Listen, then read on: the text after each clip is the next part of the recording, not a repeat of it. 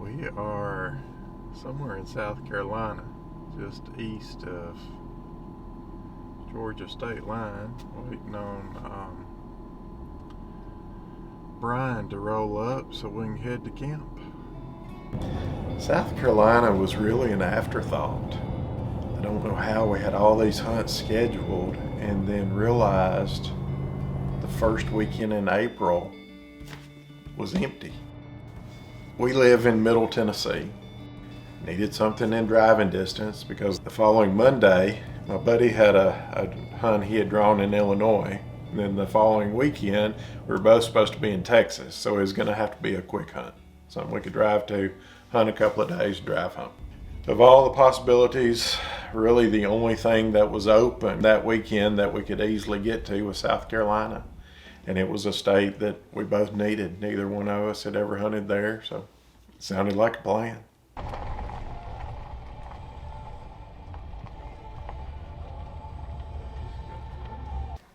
You know, we didn't just design Hunt 49 for the guy pursuing the Super Slam.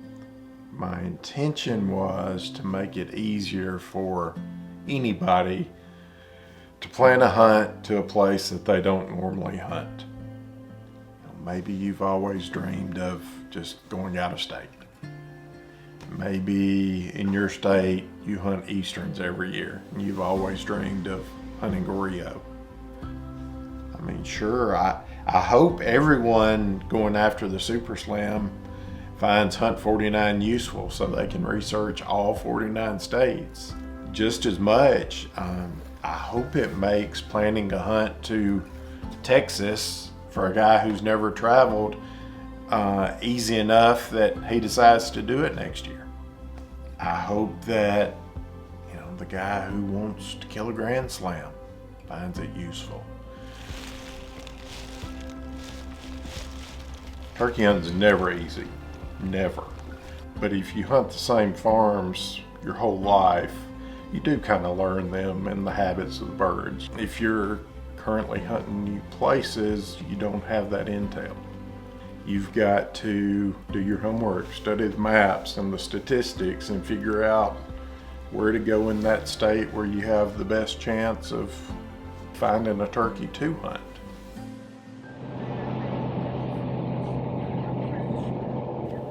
We were really going in blind. I think I made the comment on the drive over. I know nothing about this place other than they've got turkeys and we get to hunt them. And that was enough.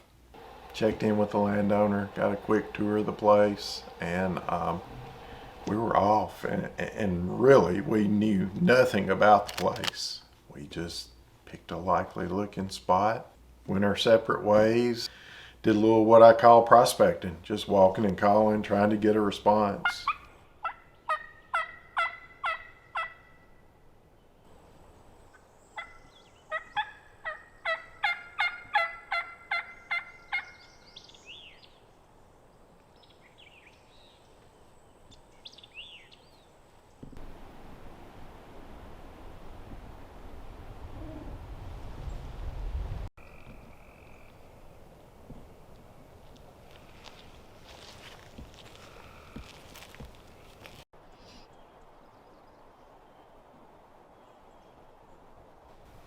For me, it was really slow the first afternoon. I don't think I heard any turkey sounds the first afternoon.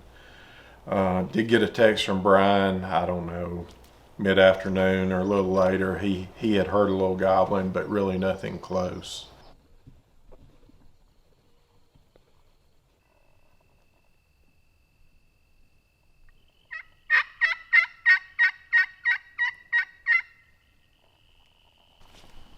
We decided to just group back up and everybody go to Brian's spot the next morning.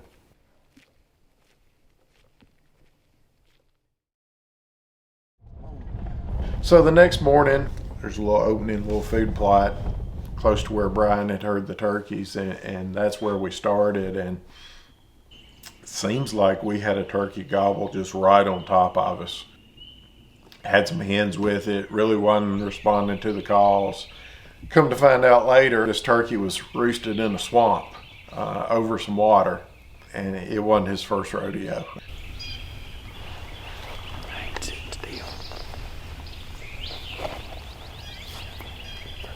While we're here, we're checking this little field.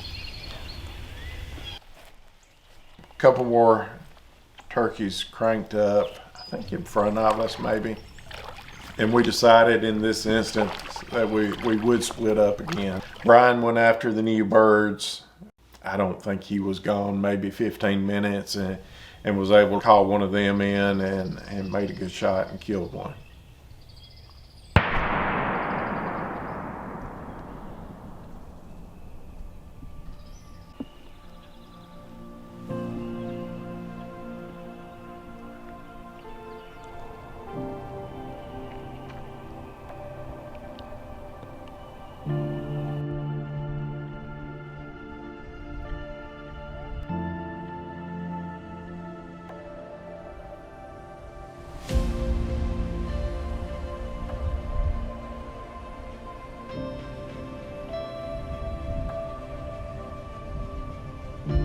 Somewhere in that process of Brian killing his turkey and packing up and getting everything back to the truck, he lost his favorite striker.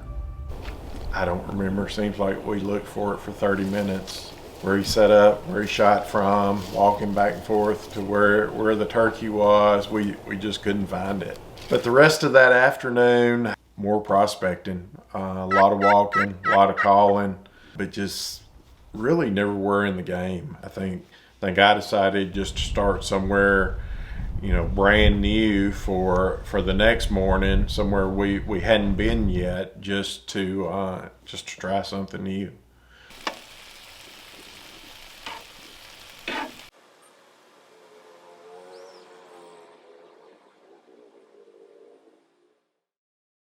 This farm, there's a huge chunk of land here, and then across a little gravel road, there's a smaller tract, 200-300 acres. So I decided to start there Saturday morning, just kind of going in blind.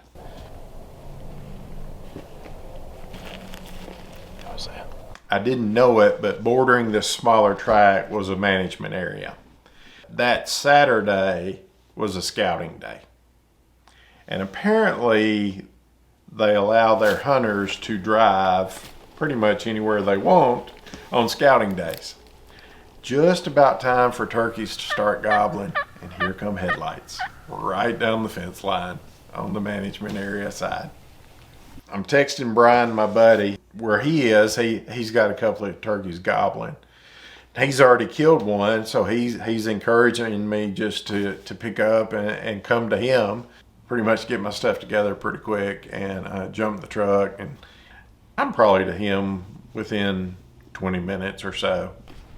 So roll up, as soon as I get out of the truck, I can hear the turkeys gobbling within probably 150 yards. And the woods are pretty open, but there's just enough contour to the land where I'm able to sneak in there, kind of use a big tree for cover, crawl in there and set up just right beside Brian, and we make a plan.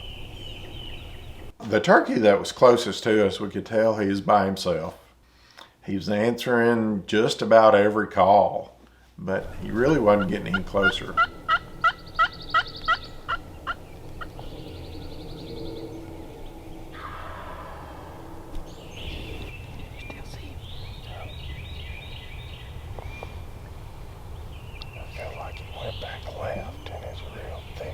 He was interested enough to answer, but not enough to come check us out.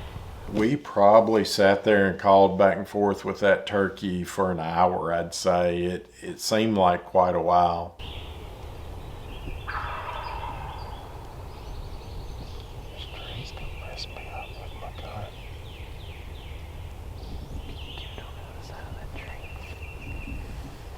And then just, I don't know what changed.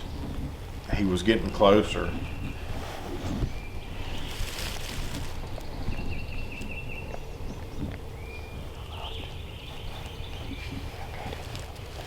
I finally see his head moving between the trees, and he's probably 45 yards.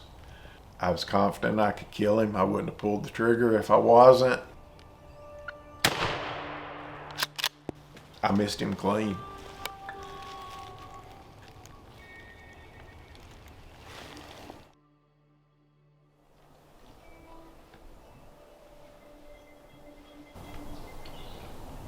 So after the miss, I think we did a little more calling, maybe check some other fields or something, but really didn't get on any other turkeys. So Brian was going to have to leave that afternoon to go back to Tennessee, but he really wanted to find that striker. Went back to where he had killed his turkey and looked some more.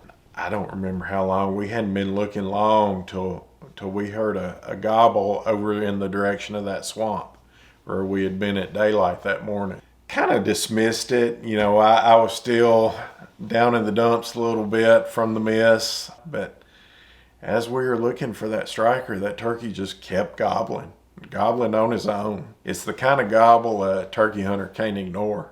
Brian finally said, we need to forget this striker and go kill that turkey. We headed back to it, and it was right there in that same swamp where we had heard one at daylight. I'm sure it's the same turkey. Water everywhere, and cane that, you know, in the South grows up in creek bottoms, anywhere there's water, you just couldn't see through it. Several hardwood trees. I remember crawling up, and I could hear the turkey drumming plain as day. And in the beginning, he was answering pretty good. I was able to almost get in range of him, I felt like, because of this cane. You know, he couldn't see any better than I could. So finally get up in there, and I'm scratching in the leaves, trying to sound like a turkey. No doubt he's in range. I mean, it feels like the ground's vibrating. He's drumming so hard. And I catch a glimpse of black moving through the cane. He starts walking straight away from me. The drumming just kind of fades to nothing, and he walks out of our life. Brian's needing to leave. We're all tired. We're all hungry. We load up and head back to the house to take a little break. I think it's probably 3:30 when I get up, get ready to go again. I feel like the place to go is back to the swamp. It's as good a place as ever to start. Drive back in there, get out of the truck, and I think just as soon as I get out of the truck, I hear him gobbling. He's gobbling on his own. Sneak in there, get close enough to hear him drum. Call to him, he maybe answered once or twice. He turns around, walks out of my life. For the third time the same day. As he was walking away, he kept gobbling. But I could kind of track him, pulled up the map on my phone, and kind of got an idea of where I thought he was headed. So we make our way around the road, go into some hardwoods off the end of this food plot, and as soon as we get in this little oak flat, I mean, it looks like hogs have been in there rooting. There's so many turkey scratchings. I call once or twice, get him to answer. You know, my history with this turkey, I call to him and he either shuts up or he goes the other way. After he answers, so I know he knows that I'm there, I put my call away. The leaves are really crunchy. I know he can hear me walking. He thinks I'm a hen. He's already heard me yelping. Then I sit down and I'm just scratching in the leaves.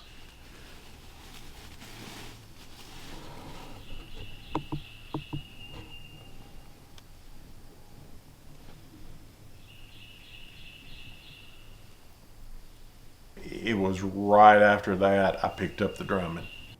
It's loud and it's coming to me.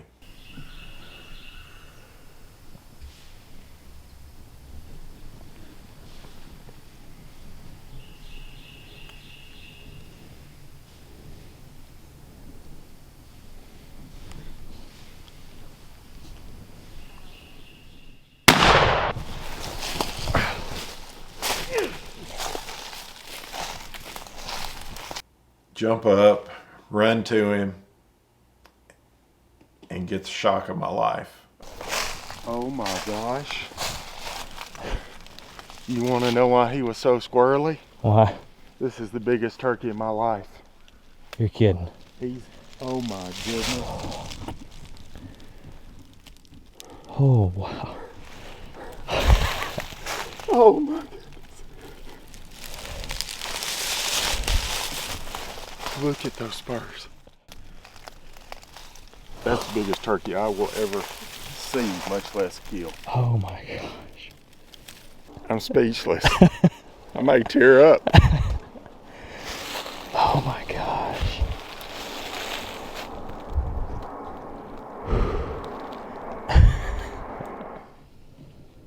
But I figured out why he's so squirrely.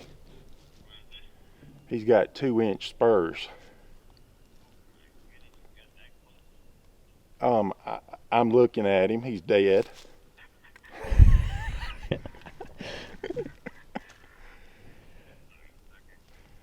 I've never seen a turkey with spurs like this, much less kill one.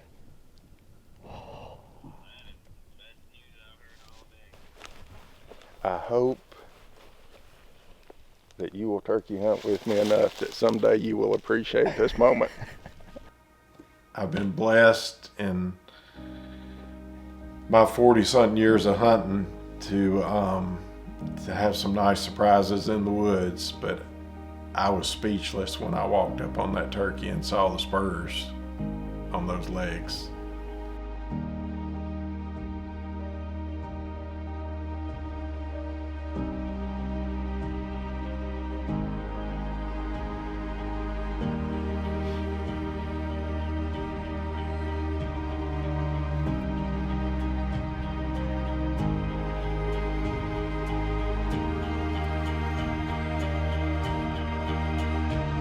That turkey had lived in that swamp a long time.